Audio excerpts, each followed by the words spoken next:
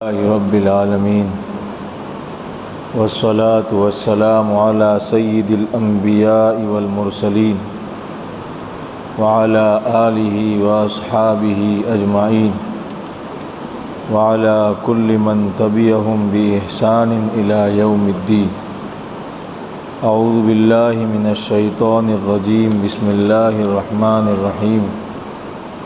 سأل سائل بعذاب واقع للكافرين ليس له دافع من الله ذي المعارج تعرج الملائكة والروح إليه في يوم كان مقداره 50,000 سنة فاصبر صبرا جميلا إنهم يرونه بعيدا ونراه قريبا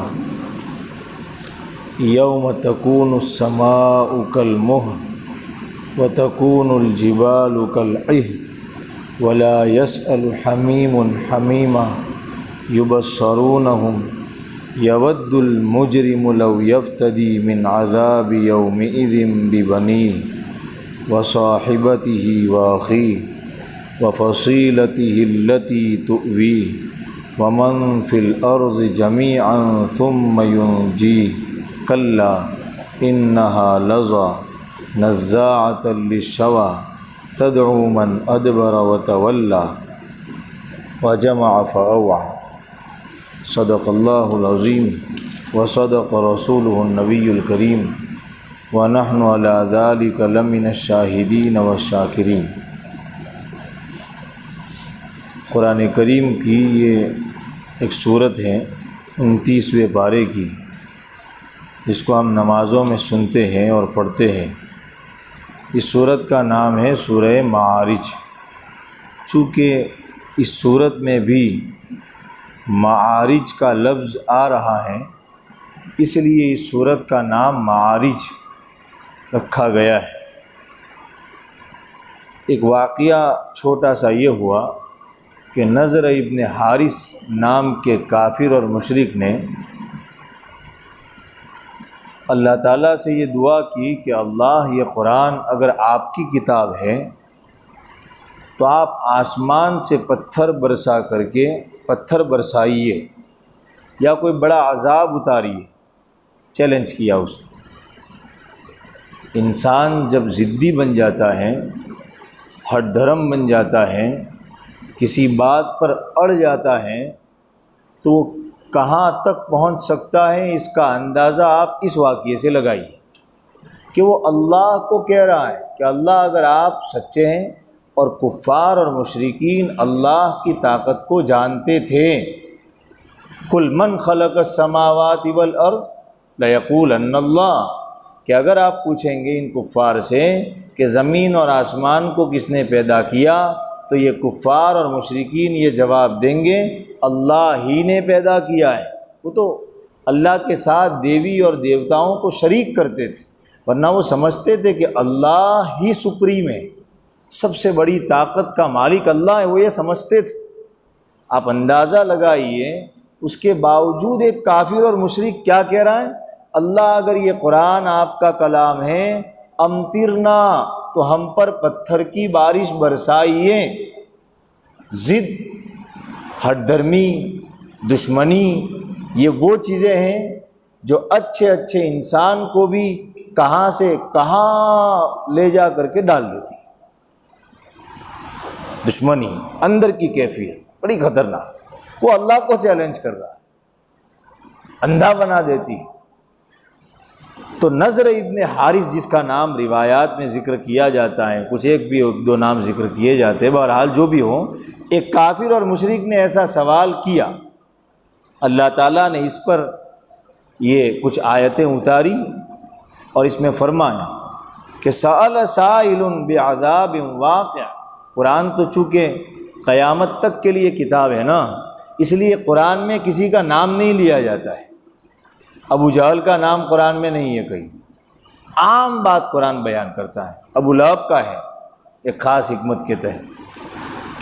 تو مانگنے والے نے، سوال کرنے والے نے آنے والے عذاب کا سوال کیا، عذاب کا، چونکہ کافروں پر تو وہ عذاب آنے ہی والا ہے، چاہے دنیا میں آئے یا آخرت میں آئے یا دونوں جگہ آئے۔ للکافرین لیس لہ دافع، اور اللہ فرما رہے ہیں کافروں پر جب وہ عذاب آئے گا تو اس عذاب کو اللہ کے مقابلے میں کوئی ہٹا نہیں پائے گا۔ ذی المعارج، اللہ کی صورت میں خاص صفت ذکر کیے ذی المعارج، کہ وہ اللہ آسمانوں والا ہے۔ معارج جس نام پر یہ نام ہے صورت کا، عربی زبان کا لفظ ہے، معراج کی جمع ہے۔ معراج کہا جاتا ہے سیڑھی کو، تو اللہ سیڑھیوں والا ہے۔ اس کا کیا مطلب؟ چونکہ آسمان میں تہیں ہیں، یعنی یوں سمجھیے کہ فرسٹ فلور ہیں، سیکنڈ فلور ہیں، اس طریقے سے 7 آسمان ہیں۔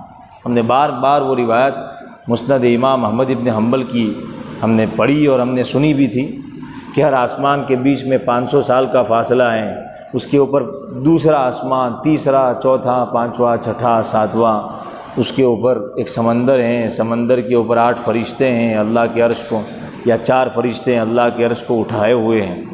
تو اس لیے اس آسمان کو کہا گیا سیڑھیوں والا، اس لیے کہ اس میں فرشتے چڑھتے ہیں اسی سیڑھیوں کے ذریعے سے، ہمیں نظر نہیں آتا، ہم نے وہاں دیکھا ہی نہیں، انویزیبل ورڈ ہے وہ ہمارے لیے۔ فرشتے بھی چڑھتے ہیں، نیک بندوں کے اعمال بھی چڑھتے ہیں، تو یہ سارا وہاں سے ہوتا ہے۔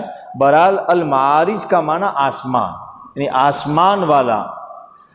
دیکھو اب اللہ تعالیٰ نے آگے خود ذکر فرمایا تعرج الملائکہ، کہ اس پر فرشتے چڑھتے ہیں اس آسمان پر۔ اور کون چڑھتا ہے؟ والروح، فرشتوں کے سردار حضرت جبرائیل چڑھتے ہیں۔ حالانکہ فرشتوں میں حضرت جبرائیل آ گئے، لیکن خاص ان کی اہمیت کو بتانے کے لیے حضرت جبرائیل کے یہاں نام کو روح سے تعبیر کی ہے۔ فی یومن، اب یہ عذاب کب آئے گا؟ اس کا تعلق وہاں سے ہے۔ ایسے دن میں آئے گا جو دن 50,000 سال کے برابر ہوگا، یعنی قیامت کا دن 50,000 سال، اتنا بڑا دن۔ مفسرین نے لکھا ہے، مفتی شفیع صاحب رحمہ اللہ نے بھی معارف القرآن میں نقل فرمایا ہے کہ یہ دن کی لمبائی ہر آدمی کے اعتبار سے الگ الگ ہوگی۔ جیسے رات، جس آدمی کے پیٹ میں درد کرتا ہے اس کے لیے رات بہت لمبی ہوتی ہے، چاہے 5 گھنٹے کی ہو، اور جس آدمی جو تھکا ہوا ہے وہ جب سوتا ہے، حالانکہ وہ بھی 5 گھنٹے ہی سوتا ہے، وہ کہتا ہے رات کہاں چلی گئی مجھے پتہ ہی نہیں چلا۔ تو رات تو دونوں کے لیے برابر ہے، لیکن چونکہ اس کو تکلیف زیادہ تھی اس لیے اس کو رات لمبی لگی، اس کو تکلیف نہیں تھی تو کچھ نہیں، اس کے لیے بہت ہلکے طور پر رات گزر گئی۔ تو مفتی شفیع صاحب نے لکھا ہے کہ ایسا ہی قیامت کا دن ہوگا۔ ایمان والوں کے لیے تو بہت ہی ہلکا وہ دن ہوگا، جیسے روایت مفتی شفیع صاحب نے ذکر کی کہ ایک نماز پڑھنے میں جتنی دیر لگتی ہے بس اتنا لگے گا ان کو۔ اور کافروں کے لیے 50,000، کسی کے لیے 1,000 کا بھی ہو سکتا ہے، یعنی اس کا اندازہ کہ ہمیں تو اتنا لگا۔ تو الگ الگ احوال کے اعتبار سے الگ الگ وقت ہو سکتا ہے، حالانکہ وقت ایک ہی ہوگا لیکن احوال کے اعتبار سے چھوٹا بڑا ہر ایک کو لگے گا، کسی کو بہت بڑا وقت لگے گا، کسی کو بہت چھوٹا لگے گا۔ بہرحال یہاں جنرلی بیان کیا ہے 50,000 سال کے برابر۔ اب نبی کو چونکہ تکلیف ہو رہی ہے ایسی باتوں سے، اور ظاہر باتیں ہوگی، تو اللہ کہہ رہا ہے فاصبر صبرا جمیلا، صبر کرو، ایسا صبر کرو جس میں کوئی شکایت نہ ہو۔ داعی جب دعوت دیتا ہے تو اس کو کس درجے صبر سے گزرنا پڑتا ہے اس کا اندازہ لگائیے۔ دعوت کے کام کے بہت سے لوازمات، اور دعوت کا کام یعنی ہم میں سے ہر ایک داعی ہے، ہم میں سے ہر ایک داعی ہے، بہت سارے لوازمات، اس میں ایک لازم شرط ہے صبر جمیل، بہت ایسا خوبصورت صبر جس میں کوئی شکایت نہ ہو۔ فاصبر صبرا جمیلا، اللہ کے نبی علیہ السلام کو کہا جا رہا ہے جبکہ آپ خود صبر کے پہاڑ ہیں، تسلی دی جا رہی ہے کہ نبی صبر کرو، یہ ہوگا۔ انہم یرونہ بعیدا، یہ لوگ تو قیامت کو بہت دور سمجھ رہے ہیں، ونراہ قریبا، ہمیں پتہ ہے کہ یہ بہت نزدیک ہے، ہر آنے والی چیز بہت نزدیک ہوتی ہے۔ چاہے وہ 1000 سال کے بعد ہی کیوں نہ آنے والی ہو، لیکن وہ آنے والی چیز ہمارے لیے تو نزدیک ہے، اس لیے کہ ہر دن ہم اس سے قریب ہوتے چلے جائیں گے۔ جہاں آج کا سورج ڈوبا ہم قیامت سے ایک دن اور قریب ہوئے، کل کا ڈوبے گا ہم قیامت سے اور قریب ہوں گے، پیدائش سے دور ہوں گے قیامت سے نزدیک ہوں گے۔ اسی لیے کہا جاتا ہے کہ جو چیز جانے والی ہے وہ دور جا رہی ہے، اور جو چیز آنے والی ہے وہ پاس آ رہی ہے۔ کل ما آت فہو قریب، ہر وہ چیز جو آ رہی ہو وہ بہت ہی قریب ہے۔ تو کہا ہم اس کو قریب دیکھ رہے ہیں، اور اس وقت کیا احوال ہوں گے، آسمان دھنی ہوئی روئیوں کی طرح ہو جائیں گے، پہاڑ آسمان ہلکا ہو جائے گا، پہاڑ دھنی ہوئی روئی کی طرح ہو جائیں گے۔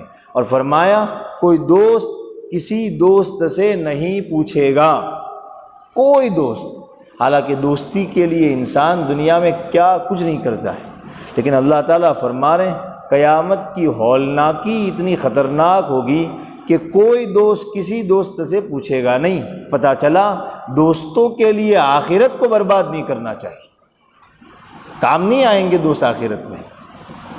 آخرت کے لیے تو آخرت کا سودا تو کسی کے ساتھ بھی نہیں کرنا چاہیے، چاہے کوئی بھی ہو۔ یہ کہا کہ کوئی دوست کسی دوست کو کام نہیں آئے گا، تو دنیا میں دوستوں کے لیے آخرت کا سودا انسان کو نہیں کرنا چاہیے۔ دوستی اپنی جگہ، آخرت اپنی جگہ، دوستی کی وجہ سے آخرت کا نقصان نہیں ہونا چاہیے۔ یبصرونہم، اور ایسا نہیں ہے کہ وہ دوست دیکھیں گے نہیں ایک دوسرے کو، اللہ تعالیٰ فرما رہے ہیں وہ دوست ایک دوسرے کو دیکھیں گے، پھر بھی حالات اتنے سنگین ہوں گے کہ کوئی مدد نہیں کرے گا۔ آپ دنیا میں ہی دیکھ لیجئے، کبھی سنگین حالات آتے ہیں تو کیا احوال ہوتے ہیں، جو بڑی بڑی باتیں کرتے ہیں، یار اپنے تو تیرے لیے جان بھی دے سکتے ہیں، یہ فیشن ہے۔ تو وہی جب حالات آتے ہیں تو وہی دوست پیٹ پھیر کے بھاگ جاتا ہے۔ تو قیامت کا حال تو سب سے بڑا حال ہے۔ اللہ تعالیٰ کہہ رہے ہیں کوئی دوست نہیں پوچھے گا، اور مجرم جو گنہگار ہیں اس کی تو تمنا کیا ہوگی، آپ اندازہ لگائیے ہیں کہ قیامت کا دن کتنا خطرناک ہے، کہ وہ تو یوں چاہے گا کہ میں کس کو دے دوں، کس کو دے دوں، بس عذاب سے بچ جاؤں، کس کو دوں میں بھی بنی، جس لڑکے کو کبھی وہ سینے سے الگ نہیں ہونے دیتا تھا، بیٹے کو، اولاد کو، آخرت میں انسان، قیامت میں انسان، یہاں تک اللہ تعالیٰ تو کہہ رہے ہیں کہ وہ یہ بھی تمنا کرے گا کہ میں اپنے بیٹے کو دے دوں اور عذاب سے بچ جاؤں۔ آپ اندازہ لگائیے کتنا ہولناک یہ دن ہوگا۔ یود المجرم لو یفتدی من عذاب یومئذ ببنی، اپنے بیٹے کو دے دے گا، دے دیتا اگر ایسا سودا ہوتا تو، ہوگا نہیں۔ وصاحبتہ، اپنی ساتھی کو دے دے گا۔ قرآن بیوی کو ساتھی کے لفظ سے تعبیر کر رہا ہے، بڑی خوبصورت بات ہے۔ دو ہی لفظ ہیں، یا تو قرآن بیوی کو زوج کہتا ہے، ہم نے بارہا، چونکہ یہ نکاح کا موقع ہے تھوڑی سی گفتگو اس ضمن میں آ جائے۔ زوج شوہر کو بھی کہتے ہیں اور زوجہ بیوی کو بھی کہتے ہیں۔ زوج عربی زبان میں کہتے ہیں ایک چیز کے دو ٹکڑے کر دو، اس کو زوج کہتے ہیں۔ کسی بھی ایک چیز کے دو ٹکڑے کر دو۔ قرآن شوہر کو زوج اور بیوی کو زوج کے اشارہ کر رہا ہے کہ دیکھو شوہر اگر تو بیوی کو تکلیف پہنچائے گا تو یہ تو بیوی کو تکلیف نہیں پہنچا رہا، تو اپنے آپ کو تکلیف پہنچا رہا ہے، اس لیے کہ بیوی تیرا ہی ایک بھاگ ہے۔ اور بیوی کو کہا جا رہا ہے کہ اگر تو شوہر کو تکلیف پہنچا رہی ہے تو شوہر کو تکلیف نہیں پہنچا رہی، تو اپنے آپ کو تکلیف پہنچا رہی ہے، اس لیے کہ شوہر تیرا ایک بھاگ ہے، زوج۔ اور دیکھیے یہاں بھی قرآن کہہ رہا ہے وصاحبتہ، حالانکہ صاحب عربی زبان میں ساتھی کو کہتے ہیں، اشارہ کر رہا ہے بیویوں کی نگرانی بہت بڑی بات ہے۔ یہ میں اپنی عمر کو اس لائق نہیں سمجھتا، یہ اس لفظ کی میں تھوڑی سی تشریح کرنے کی کوشش کر رہا ہوں۔ اشارہ قرآن کر رہا ہے کہ بیویوں کے ساتھی بن کر کے رہو، جی ان پر نگرانی رکھو، ان کی تعلیم اور تربیت کی فکر کرو۔ پڑھیے آپ نبی علیہ السلام کو کہ آپ بطور شوہر کے کیسے تھے، عجیب آپ علیہ السلام کا شوہر کا روپ تھا. وہ پڑھتے ہیں تو لگتا ہی نہیں ہے کہ یہ رسول ہیں. ایسا لگ رہا ہے کہ کوئی عام ہنستا کھیلتا مسکراتا ہوا شوہر ہیں اور بس. عجیب عجیب واقعات، عجیب واقعات. نہ یہاں موقع ہے اور نہ وہ وقت ہے. عجیب نبی علیہ السلام کے کیسے تھے آپ علیہ السلام ایک شوہر کے روپ میں. کبھی آپ نے کسی عورت کو ہاتھ نہیں لگایا. عائشہ صدیقہ رضی اللہ تعالیٰ عنہ خود بیان فرماتی کہ نبی علیہ السلام نے کبھی کسی عورت کو نہیں مارا. حضرت صفیہ رضی اللہ تعالیٰ عنہ کو اونٹ پر سوار ہونا تھا. اللہ کے نبی علیہ السلام زمین پر بیٹھ گئے. نبی علیہ السلام بیٹھ گئے. اونٹ چونکہ اونچا ہوتا ہے اور آپ علیہ السلام نے اپنا پیر یوں بچھا دیا اس طرح. حضرت صفیہ نے اپنا پیر آپ علیہ السلام کی ران پر رکھا. صحیح ترین روایت. اور یعنی آپ علیہ السلام کی ران کو سیڑھی بنا دیا اور ران پر سوار ہو کے حضرت صفیہ اونٹ پر چڑھی. اللہ، یہ ہے نبی علیہ السلام. مسلم شریف کی روایت ہے، ایک ایرانی یا فارسی کوئی آدمی تھا جو سالن بڑا ٹیسٹی بناتا تھا. اس نے ایک دن آ کر کے نبی علیہ السلام کو دعوت دی کہ حضور آپ کی میرے گھر دعوت ہے. آپ علیہ السلام نے کیا فرمایا؟ عائشہ معی، ٹھیک ہے تم مجھے دعوت دے رہے ہو، عائشہ میرے ساتھ آئے گی کہ نہیں؟ صحابہ میں تکلف نہیں تھا کہ ہاں وہ اچھا یہ تھا وہ تھا میں بلاتا لیکن یہ وہ. انہوں نے کہا لا، عائشہ کی دعوت نہیں آپ کی دعوت ہے. دیکھیے اسی لیے صحابہ کے باب میں ایک صفت یہ، اور یہ ہمیں سیکھنا چاہیے. اسی لیے صحابہ سے نماز، روزے، زکوٰۃ، حج، ان سب کے ساتھ یہ بھی سیکھنا چاہیے. صاف گفتگو، کوئی تکلف نہیں، کوئی گول مول بات نہیں، سیدھی بات. صحابہ کے صفات جو صحابی نے ذکر کیے اس میں ایک صفت ذکر کی اقلہم تکلفا، کہ آپ تکلف والے نہیں تھے. صحابہ بہت کم تکلف والے تھے. تکلف نہیں تھا صحابہ. ایک صحابی نبی علیہ السلام ان کے دروازے پر پہنچے یا آپ نے ان کو بلوایا. اب وہ صحابی آئے دروازے کے باہر اور ایسا لگ رہا تھا کہ غسل کر کے آئے، ابھی قطرات ٹپک رہے تھے. نبی علیہ السلام نے کہا شاید ہم نے آپ کو جلدی میں ڈال دیا. نبی علیہ السلام نے کہا یعنی ہم نے آپ کو جلدی میں بلا دیا، ہم نے آپ کو ڈسٹرب کیا. اللہ، کیا کہا صحابی نے؟ جی یا رسول اللہ. یہ نہیں کہ حضرت آپ، یہ تکلف نہیں، بالکل نہیں.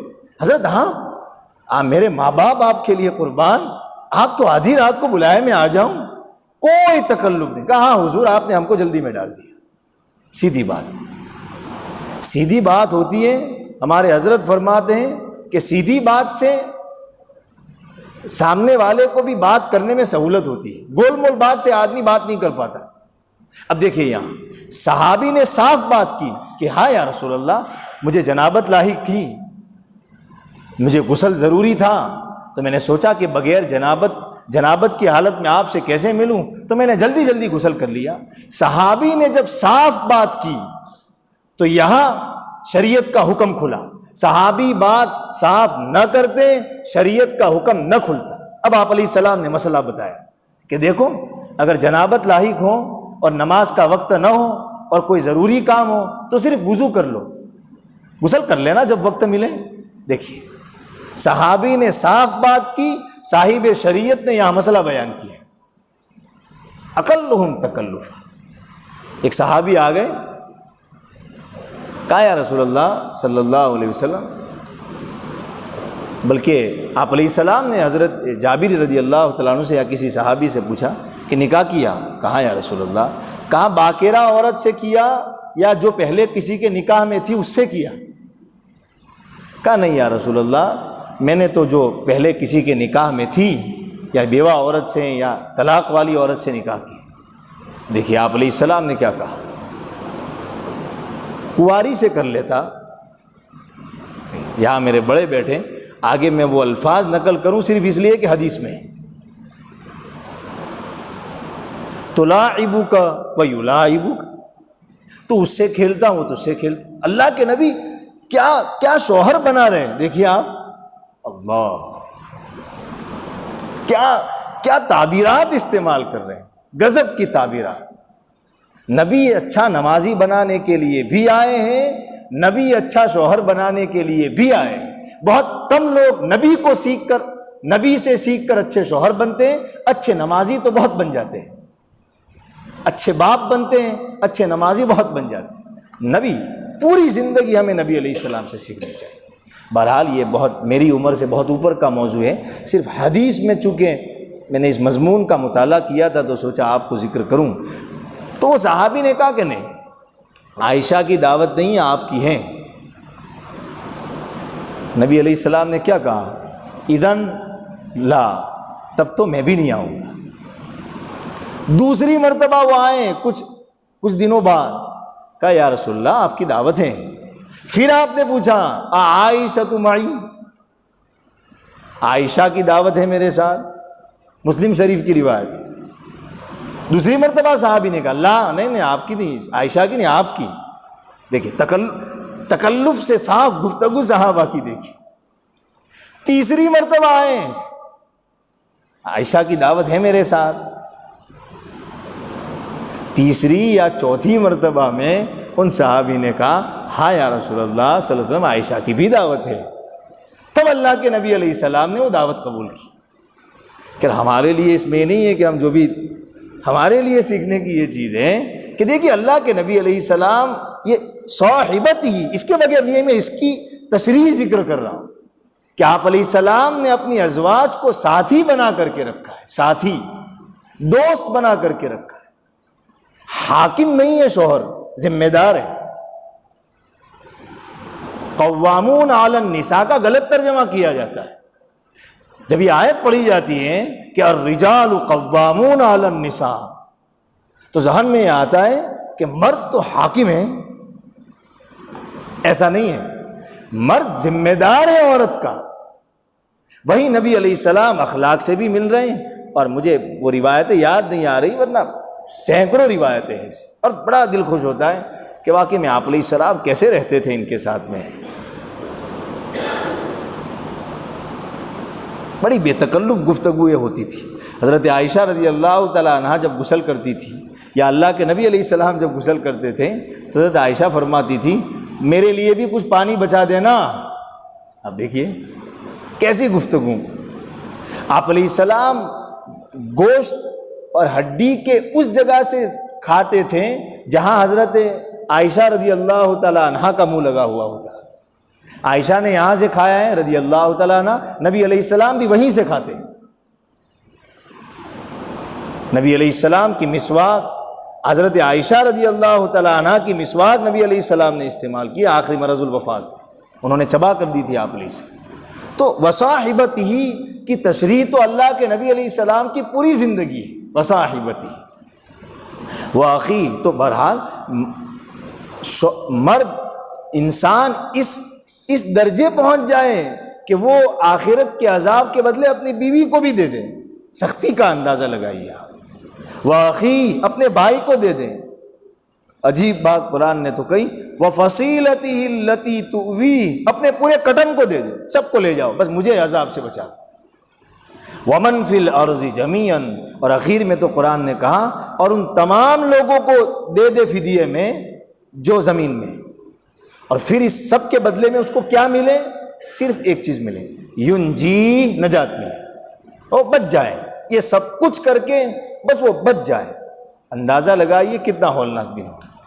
کلا، اللہ کہہ رہے ہیں ہرگز نہیں، انہا لظا، وہ تو بھڑکتی ہوئی آگ ہے۔ بتائیے جو قرآن کو نہیں سمجھے گا وہ جب یہ آیتیں پڑھے گا تو کیسے پڑھے گا؟ اس پر کوئی اثر نہیں ہوگا۔ اور ایک آدمی جو تھوڑا بہت قرآن کو سمجھے گا وہ جب یہ آیتیں پڑھے گا تو اس کے اندر کی فیلنگز الگ ہوگی، تقویٰ اترے گا دل میں۔ انہا لظا نزاعۃ للشوا، کھالوں کو کھینچنے والی ہے یہ جہنم کی آگ۔ تدعو، یہ آگ بلائے گی اس شخص کو جو پیٹ پھیر کر جائے، وجمع، اور اس شخص کو بلائے گی یہ آگ جس نے مال کو جمع کیا ناحق حرام طریقے سے، فأوعى، اور اس کو گن گن بچا بچا کر کے رکھا، محفوظ کر کے رکھا۔ مطلب یہ ہے کہ مال میں عائد ہونے والے حقوق کو ادا نہیں کیا۔ ان الانسان خلق ہلوعا، بے شک انسان بڑا کم ہمت ہے، بے صبرا ہے کہ جب اس کو مصیبت پہنچتی ہے تو شکایت کرتا ہے، صبر نہیں کرتا، شکایت کرتا ہے۔ وہ شکایت اور وہ بے صبری جو شریعت کے خلاف، ورنہ رونا اور تھوڑی بہت تکلیف کا ہونا یہ صبر کے خلاف نہیں ہے۔ شکایت کرنا، اللہ کو میرا ہی لڑکا ملا تھا، یہ ایسے جملے کہنا، یہ صبر کے خلاف۔ اذا مسہ الشر جزوعا وَإِذَا مَسَّهُ الْخَيْرُ مَنُوعًا، اور جب بھلائی پہنچتی ہے، نعمتیں ملتی ہے تو کنجوس بن جاتا ہے، منوعا۔ یہ ہماری حقیقت قرآن بیان کر رہا ہے، میری حقیقت بیان کر رہا ہے، اس لیے کہ قرآن ہم انسانوں کے لیے ہے۔ لیکن کون ایسا نہیں ہوتا؟ دیکھیے عجیب بات قرآن میں، بے صبرا کون نہیں ہوتا؟ یہ ایک بیماری ہے۔ یہ مال آنے پر بخیل بن جانا اور مصیبت آنے پر بے صبری کرنا، یہ ایک بیماری ہے۔ قرآن کہتا ہے یہ بیماری کس کو نہیں لگتی؟ الا المصلی، جو نماز پڑھتے ہیں۔ نماز، دیکھیں نماز کا اثر، حضرت جی مولانا یوسف صاحب رحمہ اللہ فرماتے تھے نماز والی محنت کرو۔ اب آپ جملہ سنیے، اس لیے کہتے ہیں نا کہ ہماری پوری زندگی نماز والی ہونی چاہیے۔ جیسے نماز میں ہم رک رہے ہیں، ہر اللہ کی منع کی ہوئی چیزوں سے، باہر بھی اللہ کی منع کی ہوئی چیزوں سے رکے۔ الا المصلی، مگر نماز پڑھنے والے، نماز پڑھنے والوں کا حال الذین هم علی صلاتهم دائمون، سب نماز پڑھنے والے نہیں، جو حقیقی نماز پڑھنے والے ہیں ان میں کیا صفات پیدا ہوتے ہیں، وہ صفات سنیے۔ وہ لوگ جو اپنی نمازوں پر مداومت کرتے ہیں، مداومت کا مطلب مفتی شفیع صاحب نے ذکر فرمایا ہے کہ ہمیشگی نہیں ہے، مداومت کا مطلب یہ ہے، ہمیشگی تو ہے ہی، لیکن مداومت کا یہاں مطلب یہ ہے کہ وہ خشوع اور خضوع کے ساتھ نماز پڑھتے ہیں، دھیان کے ساتھ نماز پڑھتے ہیں۔ خیالات کا آ جانا یہ کوئی زیادہ فکر مندی کی چیز نہیں ہے، نماز میں خیالات کا لانا یہ برا ہے۔ حضرت اقدس تھانوی رحمہ اللہ فرماتے ہیں آمدن برا نہیں ہے، آوردن برا ہے۔ آنا برا نہیں ہے، ٹھیک ہے کبھی خیال آ گیا، بلکہ ہمارے صوفیہ تو فرماتے ہیں کہ اس خیال کو دور کرنے کی کوشش بھی مت کرو، ورنہ یہ بھی شیطان کا ایک دھوکہ ہے، اس لیے کہ خیال دور کریں گے تب تک خیال ہی میں رہیں گے۔ وہ تو دماغ تو ایک ٹرافک، وہ ہائی وے روڈ ہے، اس پر تو ہزاروں طرح کی گاڑیاں جاتی ہیں اور آتی ہیں، وہ آتی جاتی رہیں۔ ہم یہ کوشش کریں کہ ہم دھیان سے نماز پڑھیں، یہ کہا۔ دوسری صفت، اور وہ لوگ جو اپنے مالوں میں متعین حق رکھتے ہیں، یعنی زکوٰۃ ادا کرتے ہیں۔ نمازی کبھی زکوٰۃ ادا نہ کرنے والا نہیں ہو سکتا۔ جو نمازی ہوگا وہ زکوٰۃ ادا کرے گا اور کرے گا، نہیں کر رہا تو اس کی نماز میں کمی ہے۔ حضرت مولانا منظور نعمانی صاحب رحمہ اللہ کا ایک چھوٹا سا رسالہ ہے، ضرور پڑھیے، ضرور پڑھیے، ضرور پڑھیے، شاید کہیں بھی مل جائے گا۔ حقیقت نماز، مختصر ترین رسالہ ہے اور آپ اس کو پڑھیے۔ حضرت نے جو نماز کو اس میں سمجھایا ہے، اللہ، عجیب و غریب طریقے سے، عجیب و غریب طریقے سے۔ میری کمزوری یہ کہ میں 20 سال کی عمر میں جیسی نماز پڑھتا تھا، 50 سال کی عمر میں بھی میری وہی نماز ہے۔ حالانکہ انسان کی عمر بڑھنے کے ساتھ ساتھ اس کے رکوع اور اس کے سجدے بھی اچھے ہونے چاہیے، آنسو والے ہونے چاہیے، رونے والے ہونے چاہیے، کیفیت والے ہونے چاہیے، یہ ضروری ہے۔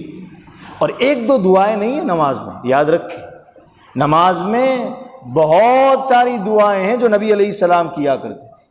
آپ جب نماز کے لیے نیت باندھتے تھے تو آپ نفل نماز میں بہت ساری دعائیں پڑھتے تھے۔ اللہم انی وجہت وجہی للذی فطر السماوات والارض، آپ یہ دعا پڑھتے تھے۔ ان صلاتی ونسکی ومحیای ومماتی للہ رب العالمین وبذالک امرت وانا اول المسلمین، یہ دعا آپ نماز کے شروع میں نیت باندھنے کے بعد پڑھتے تھے۔ آپ دعا پڑھتے تھے اللہم باعد بینی وبین خطایای کما باعدت بین المشرق والمغرب، آپ دعا پڑھتے تھے اللہم نقنی من الخطایا والذنوب کما ینقی الثوب الابیض من الدنس۔ نبی علیہ السلام دعا پڑھتے تھے یہ ساری، اور آپ ثنا بھی پڑھتے تھے، یہ ساری دعائیں سورہ فاتحہ سے پہلے نبی علیہ السلام پڑھتے تھے۔ میں اپنے آپ سے پوچھوں، میں اتنے سال کا ہو گیا، کیا میں نے 2 رکعت ایسی بھی پڑھی؟ یہ ہے فکر مندی کی چیز، ایسی بھی پڑھی میں نے؟ ٹھیک ہے میں فرض پڑھ رہا ہوں، کیا میں نے ایسی بھی، کیا میں نے نبی کے نماز کی طرح نماز پڑھنے کی کبھی کوشش بھی کی کہ آج تو میں سکون سے 2 رکعت، اور اس میں روزانہ میں تھوڑی تھوڑی وہ دعائیں یاد کروں جو نبی علیہ السلام، آپ جب سجدے میں جاتے تھے تو نبی علیہ السلام دعا پڑھتے تھے، اللہم انک تسمع کلامی وتری مکانی وتعلم سری وعلانیتی، یہ دعا پڑھتے ہیں آپ، دعا پڑھتے تھے اللہم انی انا البائس الفقیر المستغیث المستجیر الوجل المعترف بذنبی، آپ یہ دعا پڑھتے تھے سجدے، 2 سجدوں کے درمیان میں نبی علیہ السلام دعا پڑھتے تھے، اللہم اغفر لی ورحمنی وعافنی واہدنی وارزقنی واجبرنی، ساری کیا چھوڑا ہے آپ نے۔ حضرت مولانا منظور نعمانی رحمہ اللہ جب نماز پڑھتے تھے تو 2 سجدوں کے بیچ میں کبھی 10 منٹ کبھی 15 منٹ بیٹھ کر کے بار بار یہ دعا پڑھتے تھے، 2 سجدوں کے بیچ میں بار بار اللہم اغفر لی ورحمنی، اللہ مجھے معاف فرما، مجھے رحم فرما، میری مغفرت فرما، یہ ساری دعائیں۔ بہرحال بزرگوں، ہمیں آہستہ آہستہ وہ دعائیں ضرور یاد کرنی چاہیے، تھوڑی تھوڑی کر کے، اور ہمیں روزانہ یا کم سے کم ہفتے میں ایسی 2 رکعت، میں اپنے آپ سے کہتا ہوں اور اس کی تشریح میں کہہ رہا ہوں کہ ایسی 2 رکعت ضرور پڑھنی چاہیے جس میں کم سے کم یہ ساری دعائیں ہوں جو نبی علیہ السلام مانگتے تھے، تاکہ کم سے کم ہمیں بھی نمازوں کی وہ برکات ملے۔ یہ برکتیں ہیں نماز کی، یہ برکت ہیں کہ نماز پڑھنے والا ایسا نہیں ہو سکتا، بخیل نہیں ہو سکتا۔ یہ الا المصلین، وہ رسالہ ضرور خرید کر کے پڑھیے، حقیقت نماز، اس میں دیکھیے حضرت نے قلم توڑ دیا ہے نماز کی حقیقت، صرف نماز کی، دوسرا کوئی موضوع ہی نہیں ہے اس میں۔ للسائل والمحروم، اور وہ لوگ کن کو دیتے ہیں مال؟ مانگنے والوں کو بھی دیتے ہیں اور نہ مانگنے والوں کو بھی دیتے ہیں۔ دیکھیں غریب 2 طرح کے ہوتے ہیں، بعض غریب وہ ہوتے ہیں جو اپنی ضرورت کا اظہار کر دیتے ہیں کہ بھائی ہمیں پیسوں کی ضرورت ہے، ہمیں یہ ہے، ہمیں وہ ہے، اور سب کو پتہ ہے کہ یہ غریب۔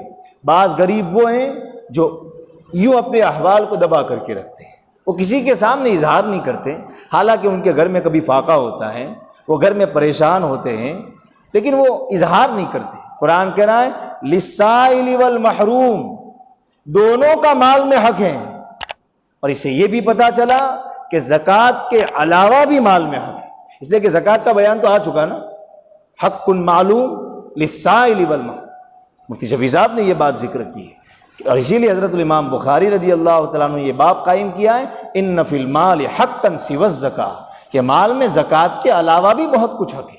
بہرحال یہ نماز پڑھنے والے کیسے ہوتے ہیں، ان کی صفات ذکر کی، ابھی اور بھی صفات باقی ہیں، 8-9 صفات قرآن نے ذکر کی ہیں کہ نماز پڑھنے والے ایسے ہوتے ہیں جو خشوع اور خضوع کے ساتھ نماز پڑھتے ہیں، زکوٰۃ ادا کرتے ہیں، اور زکوٰۃ کے علاوہ بھی جو مانگنے والے ہیں ان کو بھی دیتے ہیں۔ مانگنے والے کا مطلب وہ غریب جن کو سب کو پتہ ہے، اور جو نہ مانگنے والے ہیں جو اپنے حالات کو چھپاتے ہیں لیکن واقعی میں وہ ضرورت مند ہیں، ان کو بھی دیتے ہیں، اس لیے کہ ان کے سامنے ہوتی ہے وہ روایات جس میں سوال کی مذمت نبی علیہ السلام نے بیان فرمائی ہے، اس لیے وہ سوال کسی سے نہیں کرتے، لیکن جن کو اللہ نے دولت دی ہے ان پر یہ ذمہ داری ہے کہ وہ ایسے لوگوں کو تلاش کریں، مالدار کی ذمہ داری ہے، صاحب ثروت کی ذمہ داری ہے کہ وہ غریب کو ڈھونڈیں۔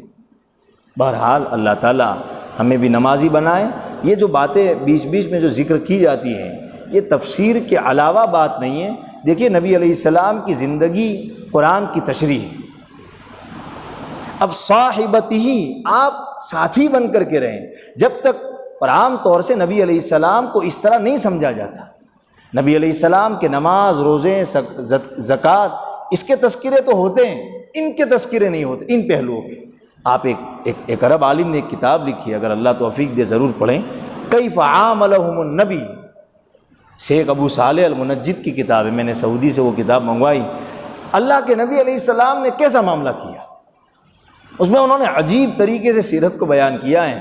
آپ علیہ السلام ایک شوہر کے طریقے پر کیسے تھے، آپ علیہ السلام منافقوں کے ساتھ کیسا سلوک کرتے تھے، کافروں کے ساتھ کیسا سلوک کرتے تھے، جانوروں کے ساتھ کیسا سلوک کرتے تھے، اور جناتوں کے ساتھ کیسا سلوک کرتے تھے. یہ بہرحال تو قرآن کی تشریح نبی علیہ السلام کی پوری زندگی ہے.